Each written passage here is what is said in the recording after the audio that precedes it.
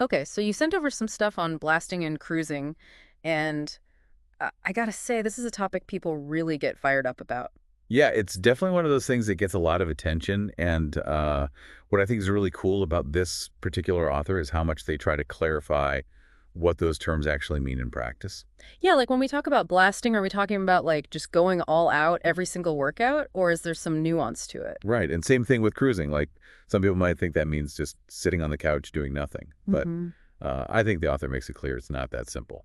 So let's break it all down then. And I think a good place to start is with someone who's training naturally, like no super supplements or anything like that. How would they typically approach this whole blasting and cruising thing? All right, so for the natural trainee, the author lays out this sort of basic cycle where you'd have your blast phase lasting anywhere from 5 to 14 weeks, followed by a cruise phase of about 2 weeks. 5 to 14 weeks, that's a pretty big range. It is, and they do mention that most natural lifters tend to find a sweet spot somewhere between 7 and 12 weeks for their blast. Okay, that makes more sense. I guess it's all about finding what works for your body and how you recover. Yeah, and one of the key things they emphasize is recognizing when it's time to transition from that blast phase to the cruise phase. Which I imagine is tricky, right? Because everyone has those days where you just feel tired or unmotivated. Exactly. Yeah. But they make this really important distinction between just needing a day off and actually needing a full cruise. So how do you know when it's time for a cruise instead of just like a day off? Well, they suggest starting with a single rest day. See if that helps you bounce back. If you're still feeling drained or that drive to train hard is missing even after a few days, that's a stronger indication you need a longer cruise. That's a good point, like a test rest day, so to speak. Exactly. And then in terms of specific examples of blast and cruise durations for natural trainees, they give a few different options like 7 weeks, blasting 2 weeks, cruising 12 weeks, blasting 2 weeks, cruising, different combinations. So there's some flexibility there. Definitely, it's not a one-size-fits-all approach. So during that cruise phase for a natural trainee, are they still hitting the gym or what's going on? Most natural trainees will keep training during the cruise, but the intensity is way lower. Okay, so how does that look practically? Well, they might keep doing the same exercises, but with less weight or fewer sets or stopping short of failure. Some might even take a more relaxed approach, kind of just winging it a bit. So basically, it's about maintaining what you've built rather than pushing for more gains. Exactly. Maintenance is the key word there. All right, that makes sense for the natural trainees. Now let's talk about the enhanced folks, those using super supplements. And right off the bat, the author acknowledges there's a whole other layer of considerations here. Definitely, they're not advocating for or against the use of those substances, but they do shift the focus to how blasting and cruising principles apply in that context. And one of the big things they emphasize is this idea of hormonal balance, right? How the body's hormones fluctuate throughout a cycle. Exactly. And specifically, they talk about how endotest, meaning your natural testosterone production, tends to decline during a cycle, while estrogenic side effects might increase. And when does this typically happen? They say it usually becomes noticeable somewhere between weeks 3 and 8 of a cycle, with weeks 5 to 7 being a kind of critical period. So that's the point where things can start to feel a bit off. Right. And they list a bunch of signs that someone might notice. Yeah. Like decreased appetite, a reduction in those androgenic effects they were getting earlier in the cycle, feeling less hard or strong. And probably not feeling as motivated to train as hard either. Definitely. They mentioned that lethargy, increased irritability, and a drop in training motivation are all potential indicators. And I bet a common reaction at that point is to just crank up the dose of whatever they're using. Oh yeah, that's a tempting solution.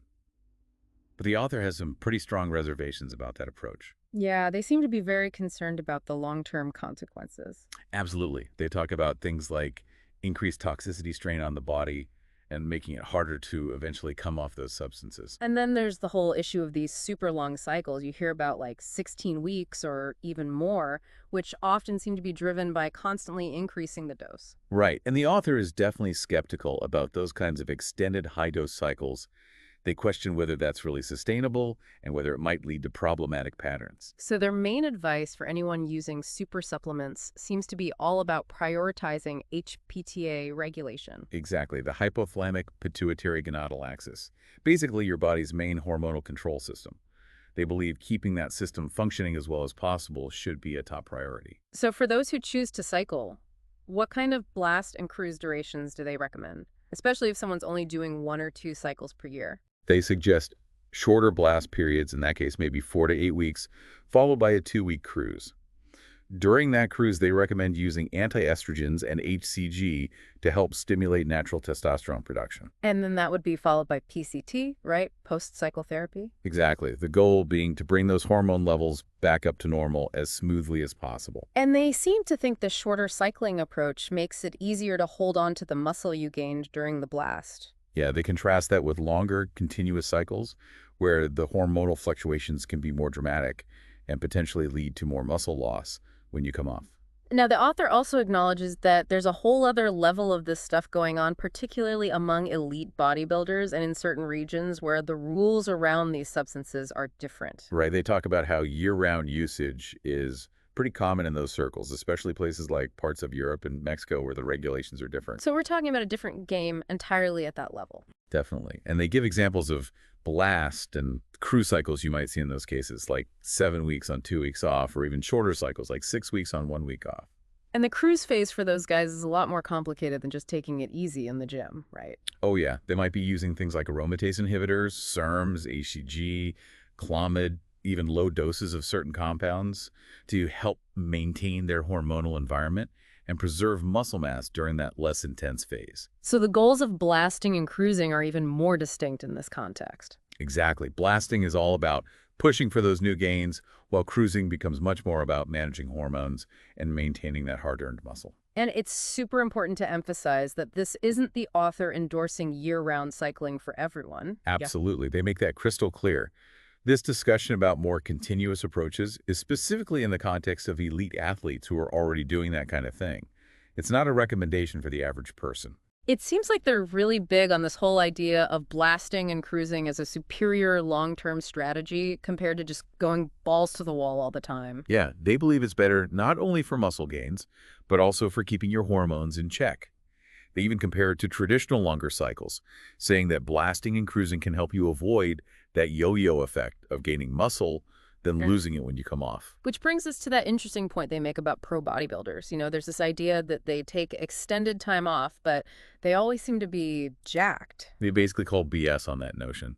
They point out how these guys are almost always in incredible shape despite competing, doing appearances, photo shoots all year round. And they use that example of DP, the massive amateur super heavyweight who talks about taking time off but always seems to be on. Exactly.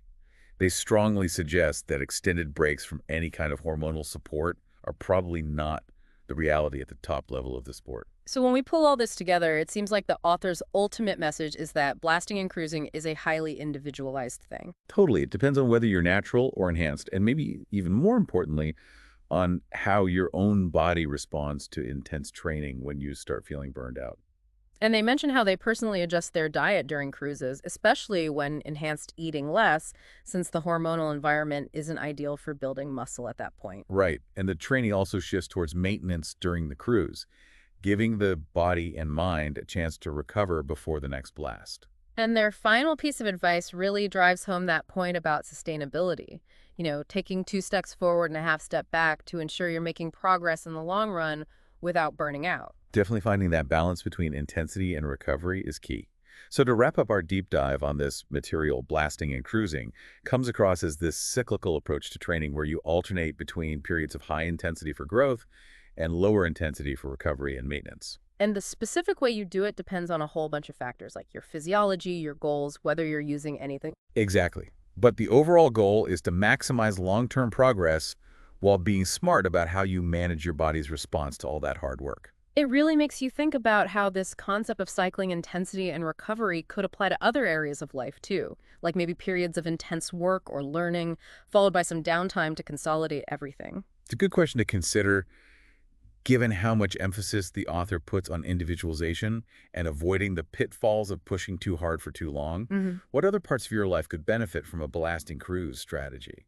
It's worth pondering for sure. Absolutely food for thought.